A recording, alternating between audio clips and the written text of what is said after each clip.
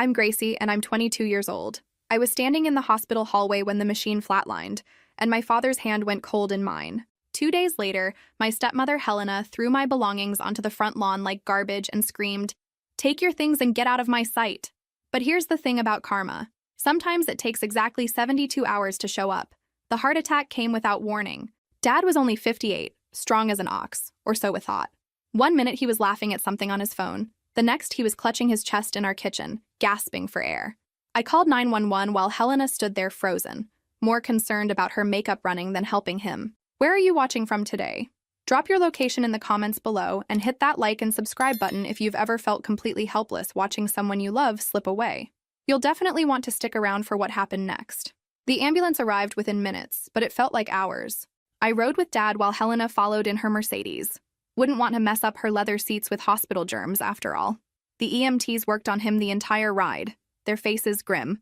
I held his hand and whispered every prayer I'd ever learned. At the hospital, they rushed him into surgery. Helena and I sat in the waiting room, surrounded by the antiseptic smell and fluorescent lighting that makes everything feel surreal. She kept checking her reflection in her compact mirror, reapplying lipstick like we were at a social event instead of fighting for my father's life. "He'll be fine," she kept saying, more to herself than to me. "Richard's too stubborn to die. He has too much to live for."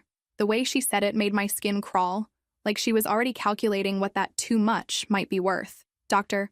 Martinez emerged after 4 hours, his scrubs wrinkled and his expression telling the story before he opened his mouth. "I'm sorry," he began, and those 2 words shattered my world into a million pieces. Helena's gasp seemed theatrical, her hand flying to her chest in a perfect display of grief, but I caught something else in her eyes. Something that looked almost like relief. The thought made me sick, so I pushed it away. This was my father's wife. Surely she loved him. The next few hours blurred together. Phone calls to family members, arrangements to be made, a funeral home to choose.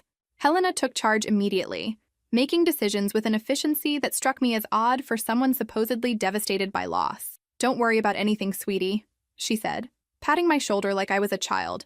"I'll handle all the arrangements. You just focus on grieving." Her voice dripped with fake sympathy, but I was too numb to question it then. That night, alone in my childhood bedroom, I stared at the ceiling and tried to process that my father was really gone. The man who taught me to drive, who walked me through calculus homework, who promised he'd always be there to protect me, gone at 58 from a heart attack that no one saw coming. What I didn't know was that Helena was already making plans that would change my life forever. Plans that had nothing to do with grief and everything to do with greed. The funeral was a perfectly orchestrated performance, and Helena was the star.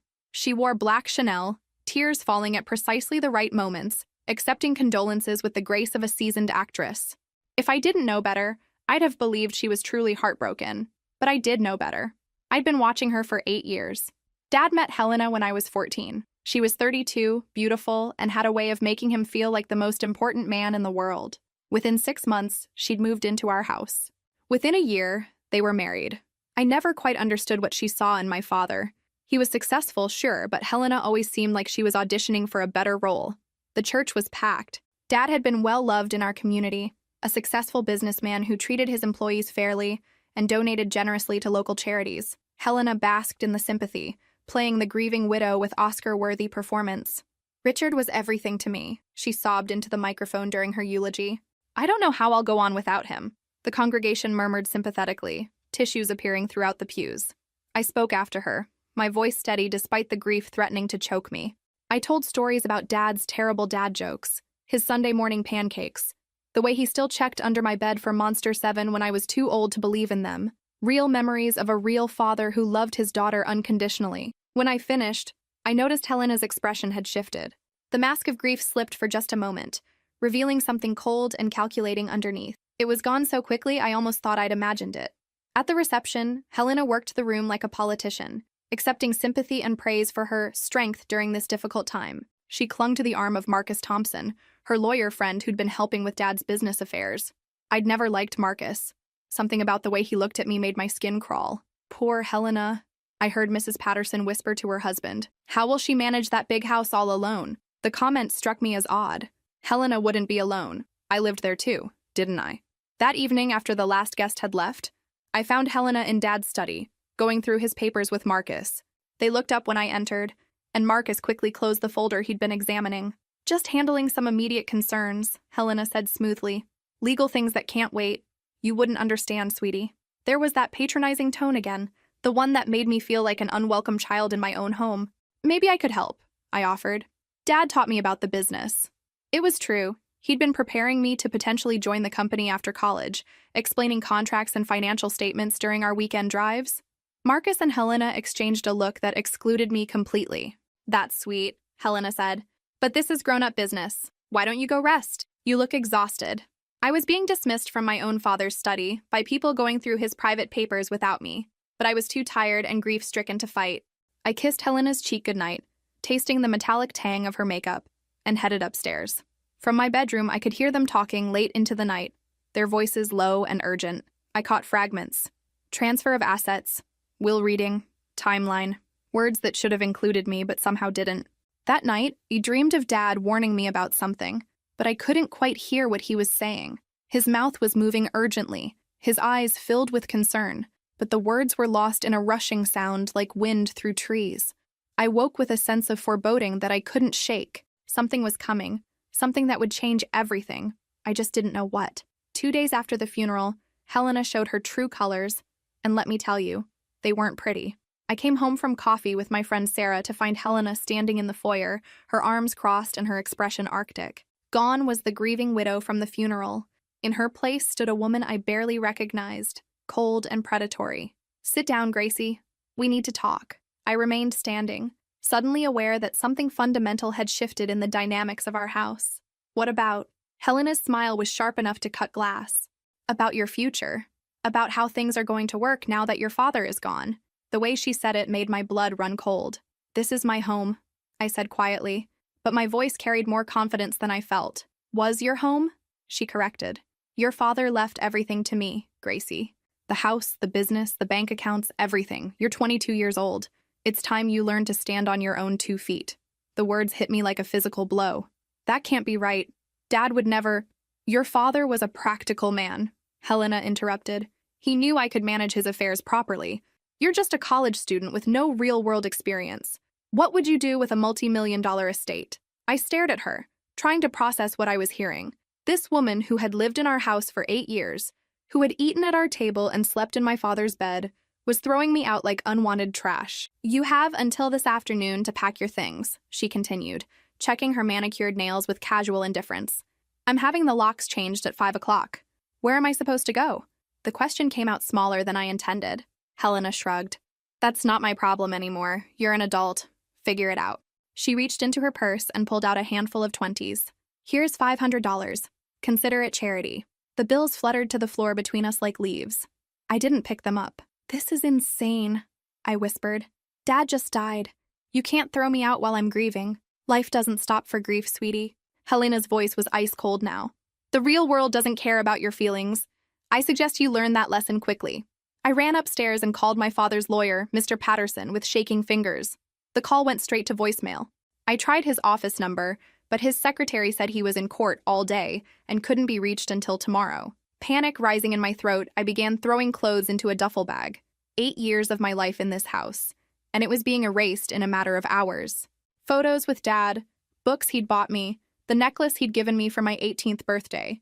I grabbed what I could carry. Downstairs, Helena was directing 2 men as they changed the locks on every door. She didn't look up when I appeared with my bag.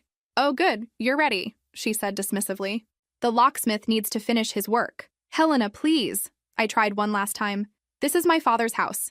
There has to be some mistake. Take your things and get out of my sight, she screamed, her composure finally cracking. I'm sick of looking at your pathetic face. You're nothing but a reminder of a life I never wanted. The venom in her voice stopped me cold. This wasn't grief-talking or stress or temporary insanity. This was who Helena really was underneath the performance. She'd been waiting 8 years to show me exactly what she thought of me. I dragged my belongings to the front lawn, where she proceeded to throw them out the door like garbage. My clothes, my books, my laptop, the framed photo of Dad and me at my high school graduation, everything landed in a heap on the grass. The neighbors were watching now, faces pressed to windows, whispers carrying across the manicured lawns of our exclusive subdivision. Helena didn't care. If anything, she seemed to enjoy the spectacle. Don't you dare come back, she hissed from the doorway. This property is mine now, and you're trespassing. I stood on the sidewalk, surrounded by the remnants of my life, watching the only home I'd ever known become a fortress against me. Helena slammed the door with a finality that echoed through my chest.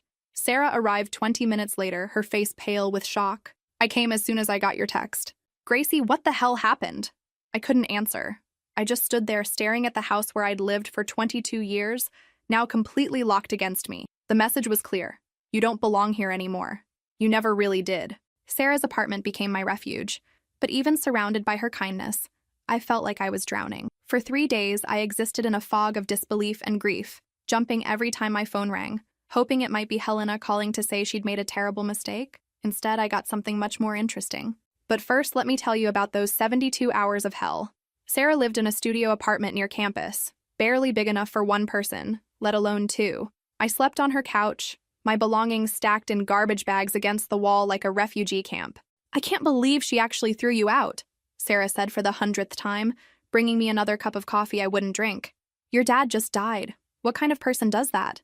The kind of person I'd been living with for 8 years without really seeing, apparently.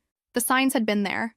The way Helena's eyes would go flat when Dad wasn't looking, how she'd redirect conversations away from my accomplishments, the subtle digs disguised as concern. I'd been too naive to recognize them for what they were. Meanwhile, Helena was apparently having the time of her life. Sarah showed me Helena's Instagram posts, each one more nauseating than the last.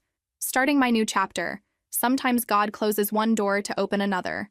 Shaksa blessed, fart your new beginnings, shak strong women.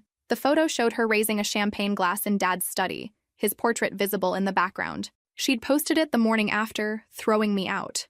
The comments were full of support from people who had no idea what she'd really done. Thinking of you during this difficult time. You're so brave. Your strength is inspiring. Richard would be so proud. If they only knew. If they could see her standing over my belongings scattered across the front lawn, screaming about wanting me out of her sight, they might sing a different tune. The worst part was learning she'd already started selling Dad's things.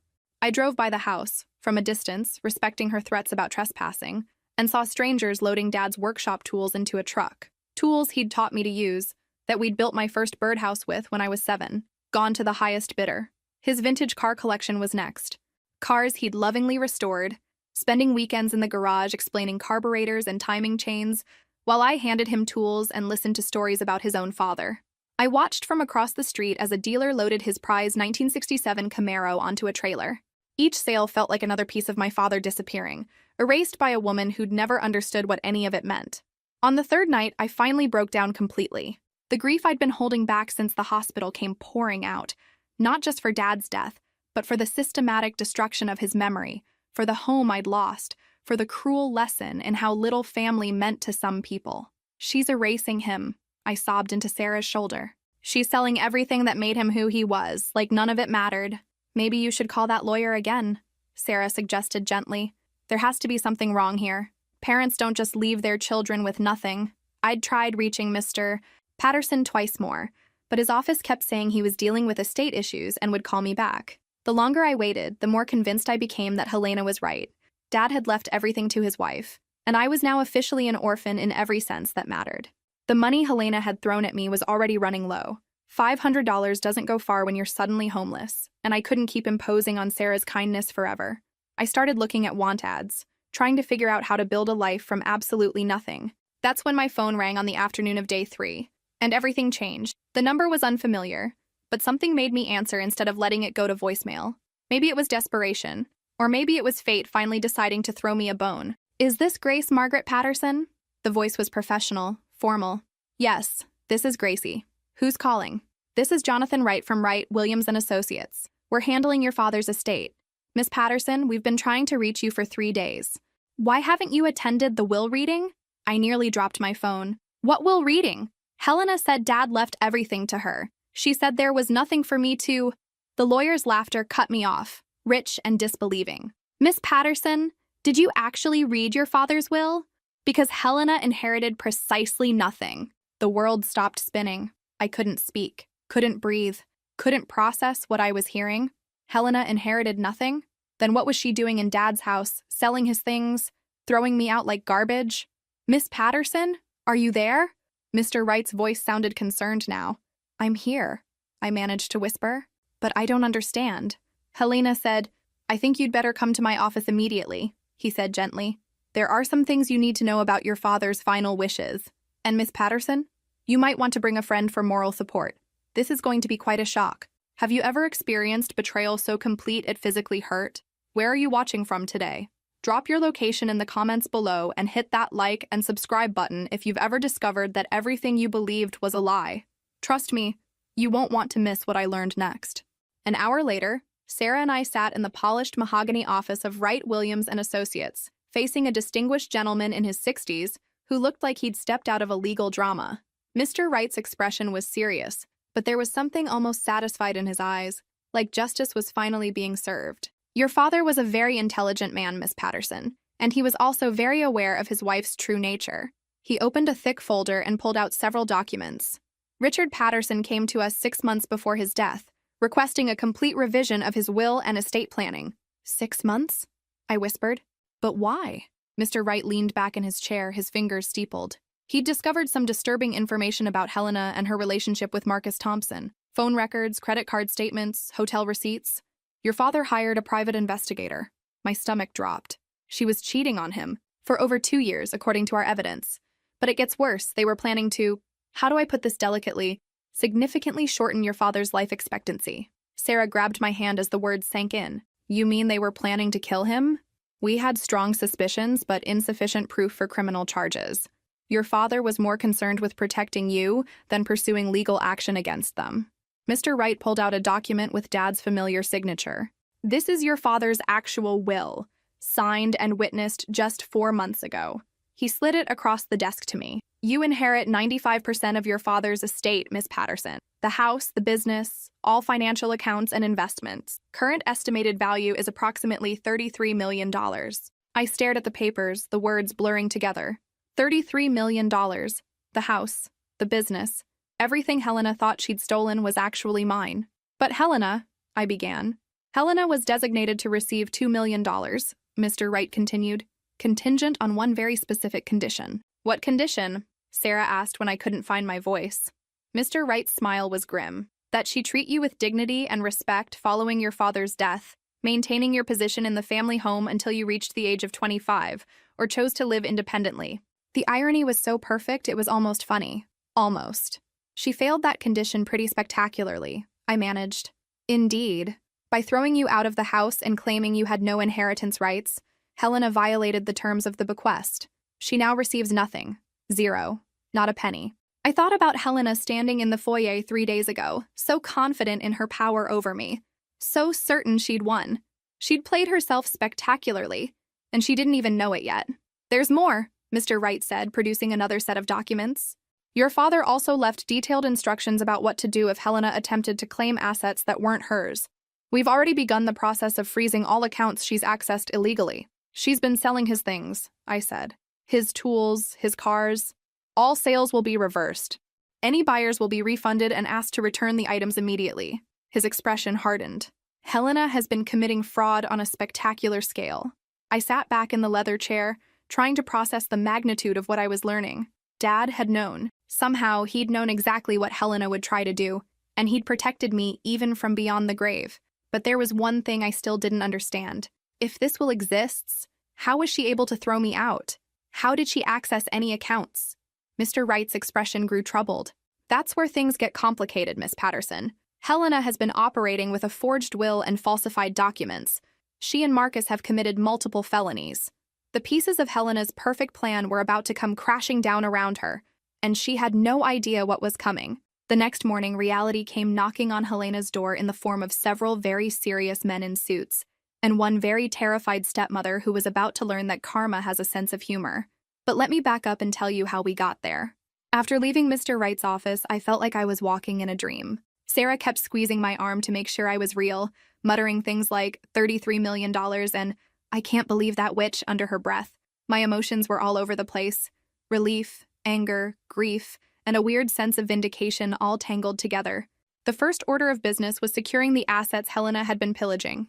Mr. Wright made some calls, and by evening, every account she'd accessed had been frozen. The house locks would be changed back the next morning, and all fraudulent sales would be reversed. "She's going to panic when her credit cards stop working," Sarah observed with grim satisfaction. I spent that night writing a letter to Dad, thanking him for protecting me even when he couldn't be there to do it in person. The man I'd thought had abandoned me had actually fought for me in the most comprehensive way possible. He'd seen through Helena's facade and prepared for exactly what happened. The next morning, Mr. Wright called with an update that made my jaw drop. "Miss Patterson, we've discovered the extent of the fraud. Helena and Marcus created an entirely fake will, complete with forged signatures and false witness statements. They've been planning this for months." "How did they think they'd get away with it?" I asked, genuinely bewildered by the stupidity of their plan. "Greed makes people sloppy," he replied. "They assumed you'd be too grief-stricken and naive to question anything. They didn't count on your father's thoroughness or our due diligence."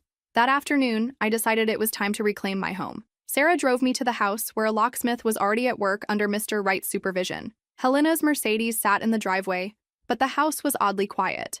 "She's been calling the bank all morning," Mr. Wright informed me with barely concealed amusement. Apparently her cards were declined at Nordstrom, and the bank told her the accounts were frozen pending investigation of fraudulent activity. We walked through the front door of my house, and I felt a weight lift from my chest that I hadn't even realized was there.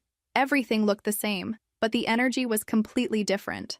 This was my space again, my father's space, not some shrine to Helena's deception. I found her in Dad's study, frantically shoving papers into a briefcase while talking on the phone with someone who was clearly not giving her good news. When she saw me, her face went through several interesting color changes. "You!" she hissed, ending her call abruptly. "What are you doing here? I had the locks changed." "And I had them changed back," I said calmly, stepping into the room that had been forbidden to me just days before. "This is my house, Helena. It's always been my house." Her laugh was high and brittle. "Your house? Gracie, you're delusional. Your father left everything to me. I have the will." "You have a fake will," Mr. Wright interrupted, stepping into the room behind me. "One that constitutes multiple federal crimes. Helena Morrison Thompson, you're under investigation for fraud, forgery, and theft." The color drained from her face completely. "That's impossible. Marcus is also under investigation," Mr. Wright continued. "In fact, the FBI is quite interested in speaking with both of you about your creative interpretation of inheritance law." Helena sank into Dad's chair, my chair, looking smaller and more desperate than I'd ever seen her. "There has to be some mistake. Richard promised you $2 million if you treated me with dignity after his death," I said, walking around to face her directly. "Instead, you threw me out of my own home and told me I was nothing. Congratulations, Helena. You played yourself." The briefcase fell from her hands, papers scattering across the floor. Among them, I caught sight of bank statements, property deeds, and other documents she'd clearly been planning to steal. Even faced with the truth, she was still trying to take what wasn't hers. "You don't understand," she pleaded, her voice cracking. "Marcus and we had plans, investments. We needed the money." "You needed my father's money," I corrected. "Money that was never going to be yours because Dad figured out exactly who you really were."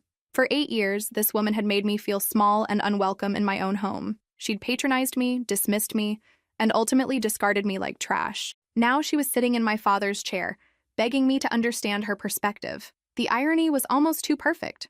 Almost. "There's something else you should know," Mr. Wright said, pulling out another folder. "Your father left instructions for us to investigate any suspicious circumstances surrounding his death. The autopsy results came back this morning." Helena's face went ashen. "What does that mean?" "It means," I said, standing up straighter than I ever had in my life, "that you and Marcus aren't just thieves. You're also suspects in a murder investigation." The woman who had thrown me out of my home while my father's body was barely cold was about to learn that some things are bigger than greed. And karma, as it turns out, has a very long memory. Helena's phone call came exactly 47 minutes after the FBI agents left our driveway, and let me tell you, desperation has a very specific sound. My phone buzzed while I was standing in Dad's study, my study now, watching Mr. Wright catalog evidence of Helena's crimes. The name Helena flashed on the screen, and I almost laughed at the irony. 3 days ago, I would have been terrified to ignore her call. Now I had all the power. I let it ring 4 times before answering just because I could. "Hello, Helena." My voice was calm, almost bored. "Gracie!" Her voice was frantic, high-pitched with panic. "Oh, thank God you answered. There's been some terrible mistake." "The only mistake," I interrupted smoothly, "was Dad marrying you in the first place." Silence. Then, "You don't understand. The FBI came to the house. They said things. Terrible things about Marcus and me. They froze all the accounts. I know, I had them frozen. I examined my nails while she sputtered in shock. Amazing what happens when you actually read the real will. What do you think will happen next? Drop your predictions in the comments below and hit that subscribe button if you've ever wanted to see a gold digger get what she deserves. Trust me, Helena's about to learn that karma is a very patient collector. You can't do this. Helena's voice cracked. I'm your stepmother. We're family. Family? I repeated, genuinely amused now. Helena, you threw my belongings on the front lawn like garbage 3 days after my father died. You told me to get out of your sight. You said I was nothing but a reminder of a life you never wanted. Each word landed with surgical precision. That's not family. That's cruelty. I was grieving, she protested. People say things when they're in pain. No, Helena, you were celebrating. I saw your Instagram posts, starting my new chapter while his body wasn't even cold in the ground. Through the phone, I could hear her breathing getting ragged. Good. Let her feel a fraction of what I felt standing on that sidewalk surrounded by my scattered life. Gracie, please, she whispered. There has to be something we can work out. I'll give you money. With what money? I asked sweetly. Oh, wait, you don't have any money. Because it was never yours to begin with. Wright caught my eye and held up a folder. More evidence, judging by his expression. Whatever was in there, Helena wasn't going to like it. Listen carefully, I continued, my voice hardening. Every account you accessed illegally has been frozen. Every item you sold is being returned to the estate. Every document you forged is evidence in a federal investigation. You and Marcus played a game you didn't understand against an opponent you underestimated. Your father loved me, she cried. One last desperate attempt at emotional manipulation. He wouldn't have wanted this for us. I felt a surge of anger so pure it surprised me. My father knew exactly what you were, Helena. That's why he protected me from you even after death. He knew you'd show your true colors the moment he couldn't stop you. And that's not true. There's something else you should know, I said, watching Mr. Wright open that folder. Dad left more than just a will. He left recordings. The silence on the other end was deafening. Recordings? Her voice was barely a whisper.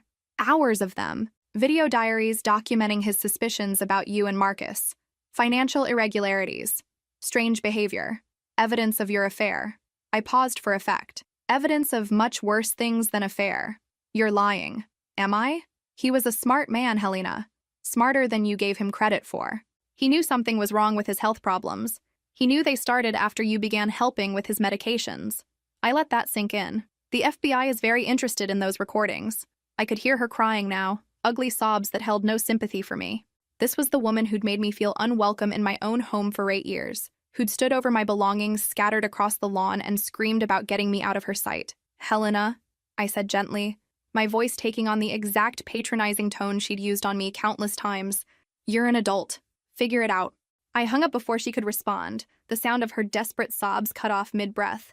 It felt better than I'd expected it to. Mr. Wright looked up from his folder, impressed. That was well handled, Miss Patterson, professional but firm. I learned from the best, I replied. My father always said the best revenge is success. But sometimes, I added with a small smile, the second best revenge is watching someone destroy themselves with their own greed. The folder in his hands contained security footage from Dad's office building, showing Helena and Marcus meeting secretly for months before Dad's death, meeting and planning and celebrating things that hadn't happened yet. Things were about to get much worse for Helena, and honestly, she'd earned every bit of what was coming. The next morning brought revelations that made Helena's fraudulent will look like amateur hour. Turns out, when you're stupid enough to document your crimes in writing, the FBI tends to notice. Mr. Wright arrived at the house with Detective Rodriguez and Agent Chen, their arms full of evidence boxes that told a story even darker than I'd imagined. Dad hadn't just suspected Helena and Marcus were stealing from him. He'd known they were planning something much worse. Your father was methodical, Detective Rodriguez explained as we sat in the living room surrounded by documents. He started recording everything 6 months before his death, including private conversations with Helena and Marcus. Conversations about what? I asked, though part of me already knew the answer would be horrible. Agent Chen pulled out a digital recorder and placed it on the coffee table. This was hidden in his study. Are you prepared to hear this, Miss Patterson? It's difficult. I nodded, bracing myself for whatever came next. Helena's voice filled the room, tinny through the old recording device but clear enough to understand every poisonous word. The old fool trusts me completely, she was saying to someone, presumably Marcus. His medication routine is so complex he'd never notice one extra pill here and there. something to weaken his heart gradually. My blood turned to ice. She wasn't just talking about stealing from Dad, she was talking about killing him. Marcus's voice came next, cold and calculating. The private investigator is getting too close. We need to move faster than planned. If Richard dies of heart failure, no one will question it. He's already had 2 minor episodes. Episodes I'd attributed to stress from work. Episodes that were apparently caused by my stepmother slowly poisoning my father. Just a few more weeks, Helena continued. Then everything will be mine, and we can finally get rid of that spoiled little brat. Gracie will be so devastated by Daddy's death, she won't question anything. Agent Chen stopped the recording. There are 18 hours of conversations like this, Miss Patterson. Your father documented everything. I sat in stunned silence, trying to process what I'd just heard.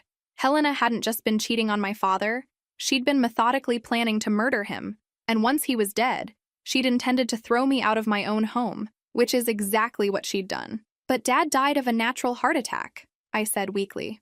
The doctors said his heart gave out suddenly, Detective Rodriguez corrected. But given this evidence, we've ordered a full toxicology workup on his remaining tissue samples. If Helena was poisoning him with the right substances, they would have left traces. Mr. Wright spread out financial documents across the coffee table. We've also discovered that Helena and Marcus forged your father's signature on multiple business documents over the past year. They've been systematically stealing from his company accounts. The scope of their betrayal was staggering. This wasn't just about inheritance fraud. It was about a sustained campaign to destroy my father's life and steal everything he'd worked for, all while smiling at the dinner table and playing the loving wife. There's something else, Agent Chen said carefully. We found evidence that Helena has been married to Marcus Thompson for 3 years. Married? My voice came out as a squeak. But she was married to my father. She was married to both of them, Detective Rodriguez confirmed. Bigamy is a federal crime, and it also invalidates any potential claim she might have had to your father's estate. So Helena wasn't just a murderer and a thief. She was also a bigamist who'd been living a completely false life for years. The devoted wife routine was just another layer in an elaborate con game. How long were they planning this? I asked, still struggling to comprehend the depth of their deception. Based on the evidence since before she married your father, Mr. Wright replied grimly. This was a long-term operation. They researched his business, his assets, his family situation. Helena specifically targeted him as a wealthy widower with a young daughter. The calculated nature of it made me sick. Dad had genuinely believed he'd found love after Mom died. Instead, he'd invited a predator into our home, someone who'd spent 8 years planning his murder while sitting at our dinner table. But Dad figured it out, I said, finding comfort in that thought. He protected me. He did more than that, Agent Chen replied, producing another evidence bag. He gathered enough evidence to put them both away for decades. Your father was building a case against them when he died. Looking through Dad's hidden files was like reading a thriller novel, except the victim was my father and the villains had been living in our house. Bank statements showing unauthorized transfers, hotel receipts proving Helena and Marcus's affair, even photographs of them together, laughing and celebrating while Dad was supposedly at work. In one particularly damning photo, Helena was wearing jewelry I'd never seen her wear around Dad, expensive pieces that Marcus had obviously bought her with stolen money. They looked happy, relaxed, like a couple planning their future together, a future that required my father to be dead. The last folder contained something that made my hands shake, a draft letter in Dad's handwriting addressed to me. My dearest Gracie, it began. If you're reading this, then the worst has happened, and I wasn't able to expose Helena and Marcus before they carried out their plan. Please know that everything I've done has been to protect you. I couldn't finish reading it then. The thought of Dad knowing he was in danger, knowing the people he trusted were planning to kill him, and still thinking about protecting me instead of himself, it was too much. But I would finish reading it later. Because Dad had been right about everything, and Helena was about to learn that some crimes don't go unpunished, no matter how clever you think you are.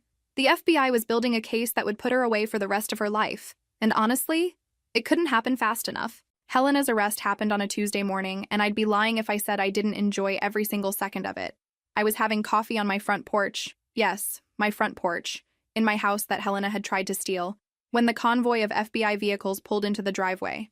Helena came running outside in her designer pajamas, probably thinking she could charm her way out of trouble one more time. She was wrong. Helena Morrison Thompson, Agent Chen announced, his voice carrying across the manicured lawn for all the neighbors to hear. You're under arrest for conspiracy to commit murder, fraud, forgery, bigamy, and theft of federal assets. Watching Helena's face cycle through confusion, disbelief, and finally pure terror was better than any therapy session. This was the woman who'd made me feel small and unwelcome for 8 years, who'd thrown me out of my home while my father's body was still warm, who'd screamed at me to get out of her sight like I was nothing. Now she was the one being removed from the property in handcuffs.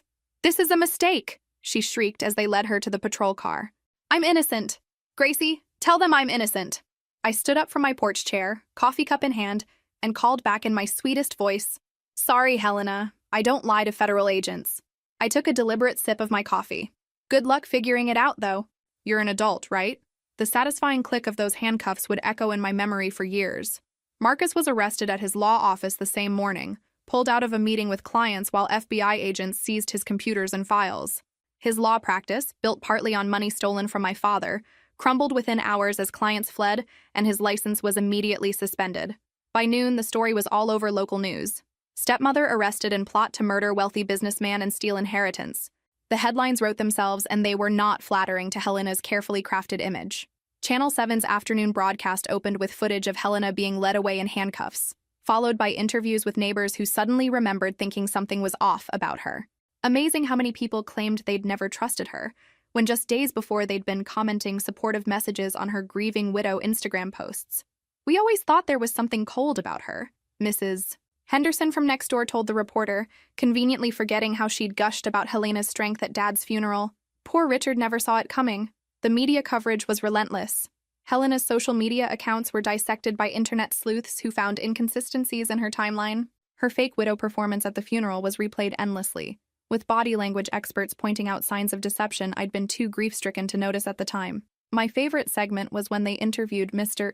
Patterson, Dad's longtime friend and former lawyer, who revealed that Dad had come to him 6 months before his death, with concerns about Helena's behavior.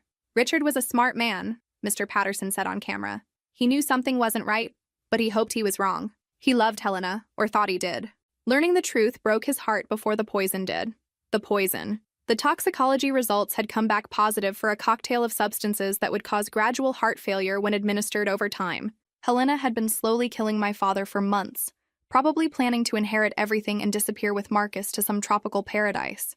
Instead, she was sitting in a federal holding cell wearing orange jumpsuit, facing charges that would put her away for life. The business community rallied around Dad's memory once the truth came out. Colleagues shared stories of his integrity, his kindness, his love for his daughter. The narrative Helena had tried to create, of a devoted wife tragically widowed, was replaced with the truth: a predator who'd targeted a good man and destroyed him for money. Richard Patterson was one of the finest men I ever knew, his business partner told Channel 12. "The idea that someone would murder him for money is sickening. I'm just glad Gracie survived their plans." Survived their plans. That phrase hit me hard when I heard it, because I realized how true it was. If Dad hadn't been so thorough in documenting their crimes, if the real will hadn't been properly executed, Helena and Marcus might have gotten away with murder and left me with nothing. Dad had literally saved my life from beyond the grave. That evening, I sat in his study reading the complete letter he'd left for me, the one I couldn't finish before. It was 8 pages of love, wisdom, and detailed instructions for rebuilding my life after his death. He'd known Helena would try to destroy me, and he'd prepared countermeasures for every possible scenario. "You are stronger than you know," he'd written. "Stronger than Helena, stronger than her cruelty, stronger than the pain she'll try to cause you. Don't let her win by making you bitter. Live well, love freely, and remember that being kind doesn't mean being weak." Outside, news vans were still parked across the street, hoping for an interview with the daughter who'd inherited everything her stepmother tried to steal. But I had nothing to say to them. The story was simple. Good had triumphed over evil, and justice was being served exactly as it should be. Helena had gambled everything on one final con game, and she'd lost spectacularly. Now she had decades in federal prison to think about what greed and evil had cost her. Somehow, I didn't think she'd learn anything from the experience. But that was her problem now, not mine. 3 weeks after Helena's arrest, she called me from federal prison, and honestly, her desperation was almost amusing. Almost. The call came through collect, which meant I had to actually accept the charges to hear what she had to say. I was curious enough about her mental state to pay the $2. Consider it entertainment expenses. "Gracie," she began, her voice small and broken, completely different from the commanding tone she'd used to order me out of my own home. "I know you're angry with me, but you have to understand—" "Actually, I don't have to understand anything," I interrupted. settling back in Dad's leather chair with my feet up on his desk. But I'm curious what new story you've invented to make yourself the victim here. I loved your father, she insisted, tears evident in her voice. Whatever the FBI thinks they found, whatever Marcus told them, I genuinely loved Richard. I almost laughed. Helena, you were married to Marcus while you were married to Dad. For 3 years. That's not love, that's bigamy. Silence. Then, that was complicated. What's complicated about it? You stood in a church and promised to love and honor my father while you were already legally married to another man. You took vows you couldn't legally make while planning to murder the man you claimed to love. The marriage to Marcus was a mistake, she whispered. Something that happened before I met your father. I tried to end it. You tried to end it by slowly poisoning Dad with heart medication. My voice stayed calm, but the anger was building. Because that's not how divorce works, Helena. She was crying now, ugly sobs that carried no sympathy from me. This woman had thrown me onto the street like garbage, stolen everything my father had worked for, and systematically murdered the only parent I had left. Her tears meant absolutely nothing. You don't understand the pressure I was under, she continued. Marcus threatened me, said he'd ruin me if I tried to leave him. So you decided to ruin my father instead? I pulled out the folder of evidence Agent Chen had shared with me, including photos of Helena and Marcus laughing together in expensive restaurants while Dad was dying at home. These pictures tell a different story, Helena. You look pretty happy for someone being blackmailed. Those were taken out of context. Which context explains you wearing a bracelet that cost $40,000? Money stolen from Dad's business accounts? I flipped to another photo. Or this one of you and Marcus celebrating at a jewelry store, buying wedding rings 3 months before Dad died? More silence. Helena wasn't prepared for me to have the actual evidence, probably because she'd underestimated me for so many years. In her mind, I was still the naive college student who'd believe whatever story she told. There's something else I think you should know, I said, enjoying the power shift more than I probably should have. The FBI found your real plan. What do you mean? Your computer files, Helena. The ones you thought you'd deleted. I read from Agent Chen's report. Fake obituary for me. Dated 3 months after Dad's planned death. Tragic car accident, they were thinking. Make it look like grief made me careless. The sharp intake of breath on her end told me everything I needed to know. They hadn't just been planning to steal my inheritance. They'd been planning to kill me too, once the estate was settled and my existence became inconvenient. That's not... I would never... You would and you did, I said firmly. You planned to murder me, Helena. Just like you murdered Dad. The only difference is he figured it out in time to stop you. Gracie, please, she begged, her voice breaking completely. I know I made mistakes, but we can work this out. Family forgives family. We're not family. The words came out harder than I intended, carrying 8 years of accumulated hurt and anger. We never were family. You were a parasite who fed on my father's kindness until you killed him for it. I was your mother for 8 years. You were my father's wife, I corrected her. There's a difference. A mother protects her children. A mother doesn't throw them out on the street while they're grieving. A mother doesn't plan their murder for financial gain. I could hear her sobbing, probably hoping the emotional breakdown would manipulate me into sympathy. It was the same strategy she'd used throughout my childhood, turning on the tears whenever she wanted something. But I wasn't a child anymore, and I'd learned to recognize her performances for what they were. The prosecution offered me a chance to make a victim impact statement at your sentencing, I said calmly. I haven't decided whether I'll do it. Part of me thinks you're not worth the energy. Gracie, please don't make this worse than it already is. Worse than what, Helena? Worse than murdering my father? Worse than planning to murder me? Worse than throwing me onto the street like trash while I was grieving? I shook my head, even though she couldn't see it. There is no worse. You already did the worst possible things. Now you get to live with the consequences. I hung up before she could respond, cutting off her desperate pleas mid-sentence. Let her spend the next 30 years thinking about what her greed had cost her. The house felt peaceful without her voice polluting it. Outside, autumn was settling over the neighborhood, painting the trees in brilliant shades of gold and red. Dad had always loved this season. I made myself dinner in the kitchen where Helena had pretended to love my father while slowly poisoning him. Tomorrow, I'd start the process of redecorating, removing every trace of her presence from our home. But tonight, I'd simply enjoy the silence of a house finally free from predators. 6 months later, I was running Dad's company and living my best life when Helena made one final, pathetic attempt to contact me. This time, it wasn't a phone call. It was a letter, handwritten on prison stationery and delivered through her lawyer. I almost threw it away without reading it, but curiosity got the better of me. Sometimes you need to know just how far someone will sink. Dear Gracie, it began in Helena's still perfect penmanship. I hope this letter finds you well. I've had time to reflect on my actions, and I want you to know how deeply sorry I am for the pain I've caused. I was reading this in my office, Dad's old office that I'd completely redesigned in soft blues and greens instead of his traditional dark wood. Through the windows, I could see the garden I'd planted in his memory, full of his favorite flowers that Helena had never allowed in the house because they attracted bees. I know you have no reason to forgive me, the letter continued, but I hope you can find it in your heart to visit me. There are things about your father that you deserve to know, things that might help you understand why I made the choices I did. Even from prison, Helena was still trying to manipulate me, still trying to make herself the victim, still hinting at some secret knowledge that only she possessed. It was pathetic, really. I set the letter aside and returned to the quarterly report spread across my desk. Dad's company, my company now, was thriving under new leadership. I'd hired experienced managers to handle the day-to-day operations while I learned the business, and profits were up 18% from last year. More importantly, the company culture had shifted dramatically. Where Dad had been somewhat formal and traditional, I encouraged innovation and creativity. We'd launched 3 new product lines, expanded into digital markets, and created an employee profit-sharing program that had the whole staff energized. Miss Patterson? My assistant Janet knocked on the door. There's someone here to see you. Says she's Helena Thompson's daughter? I looked up, confused. Helena doesn't have a daughter. That's what I thought, but she's very insistent. Says it's about her mother's trial testimony. Intrigued, I had Janet show the woman into my office. She was probably 25, with dark hair and nervous eyes, carrying a worn folder like a shield against the world. Miss Patterson, thank you for seeing me. I'm Rebecca Chen. Helena was my mother. Well, adoptive mother. But that's complicated. I gestured for her to sit, my mind racing. Helena had never mentioned having children, adoptive or otherwise. What can I do for you, Rebecca? She opened the folder with shaking hands.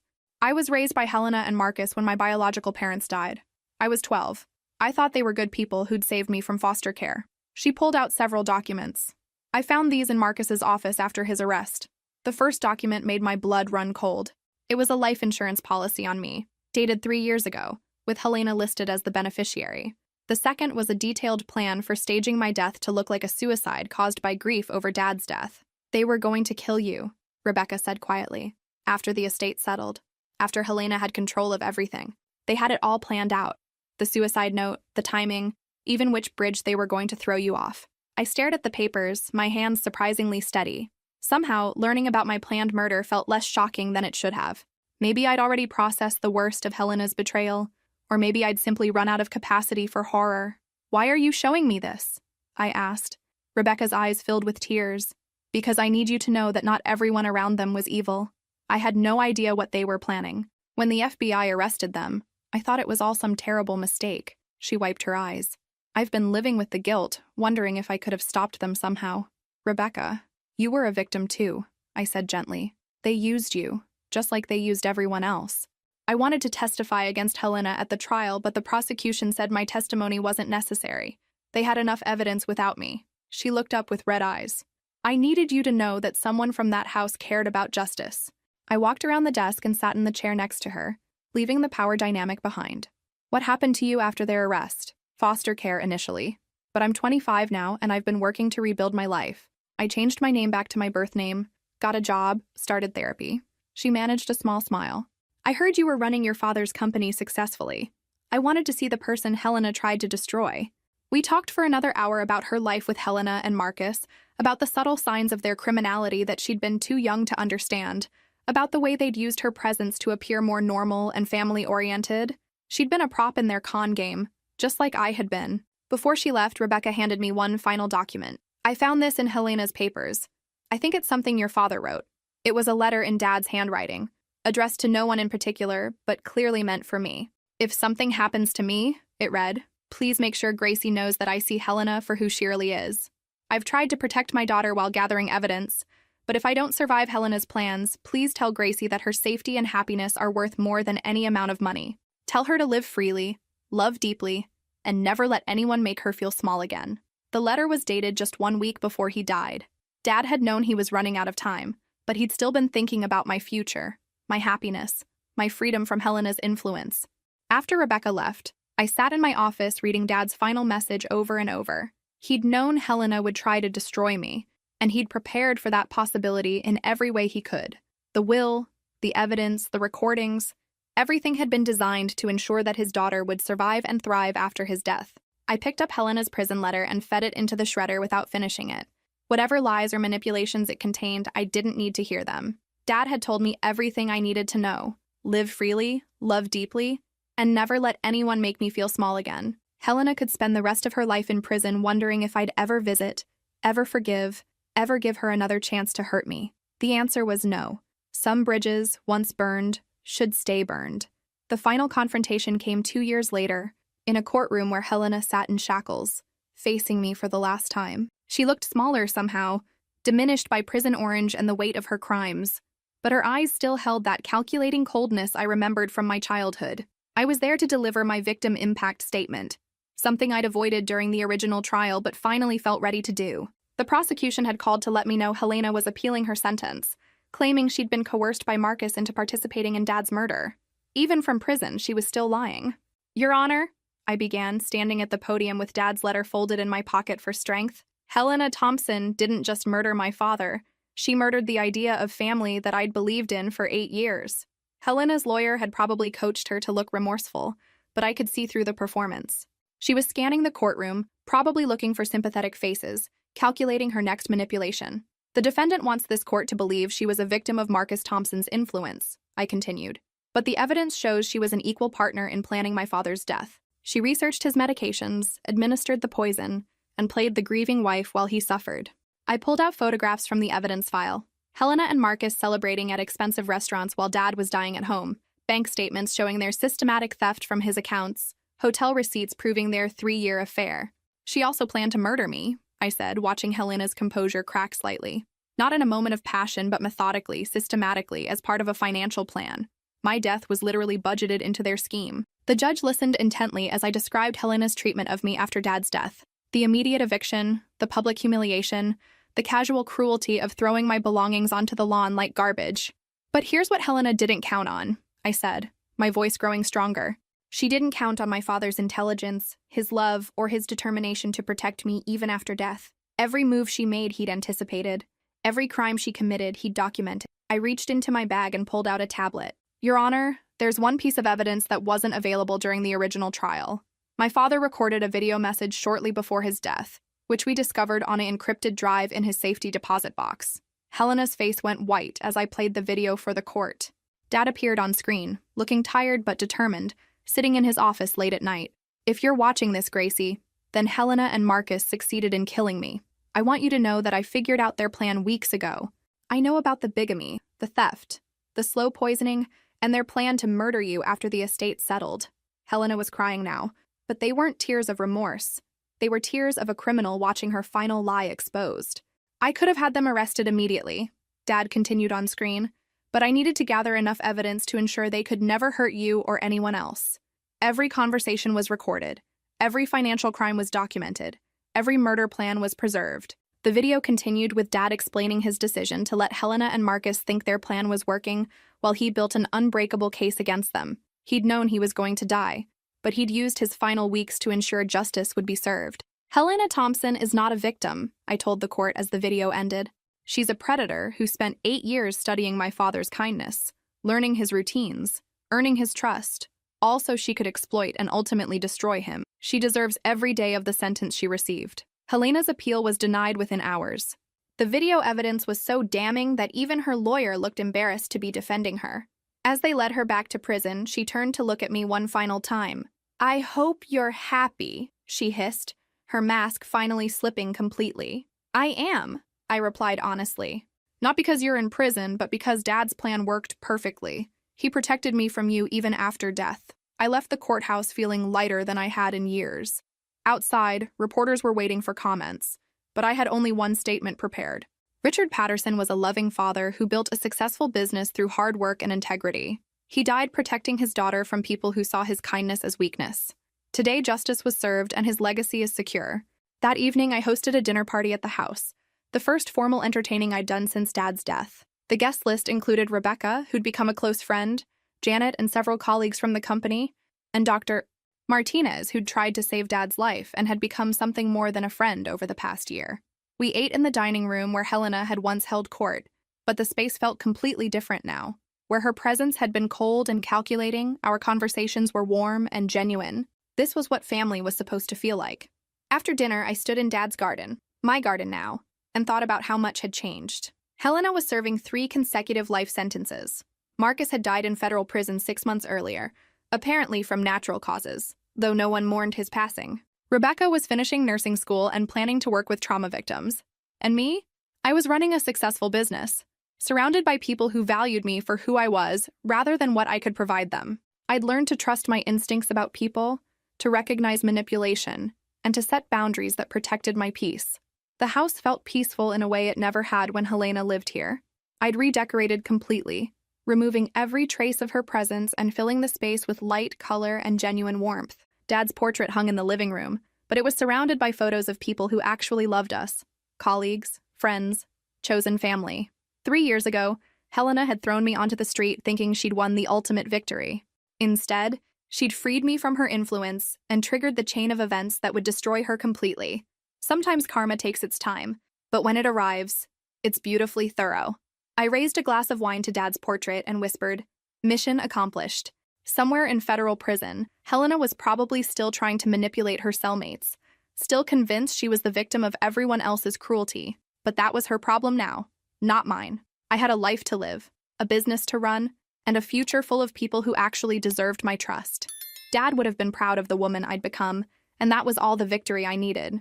The game Helena thought she'd won had been over before she'd even started playing. She just hadn't been smart enough to realize it. But Dad had been smart enough for both of us. And in the end, that was all that mattered.